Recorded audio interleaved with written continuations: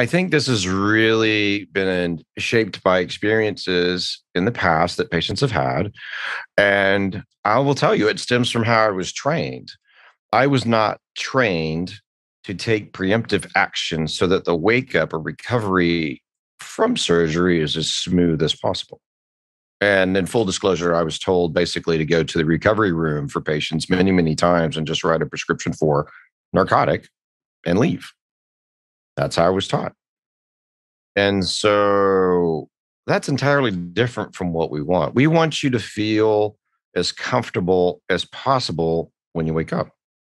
And so that all starts the night before with our specific protocol that's different. So we want you to not have nausea. So we use an anti-nausea medicine that you start taking the night before surgery. We want to decrease inflammation, which helps with your wake up process. So we have you take Celebrex the night before surgery. We don't want you to have what can be a little shocky type electrical signal coming from the nerves that sometimes we will irritate when we operate. So I have patients take a neuromodulator the night before surgery. It also decreases anxiety. So the wake up process is already being manipulated by me before you ever go to surgery.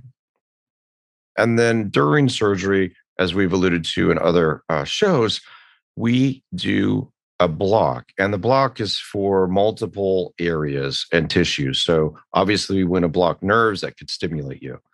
We want to block the intercostal musculature because as I elevate tissues off the rib surfaces, those will be sensitive. We want to block the incisional points we use, whether we're doing something through the fold, around the areola complex, or a lift that's down the front of the breast. So all of those things are addressed in the operating room. Now, I have one more little trick that I'll let you in on. The number one anti-inflammatory in the world is ice. And so many times what I do is I gently wrap folks with an ACE wrap, but we'll get some ice packs and actually put it gently over the areas where we operated.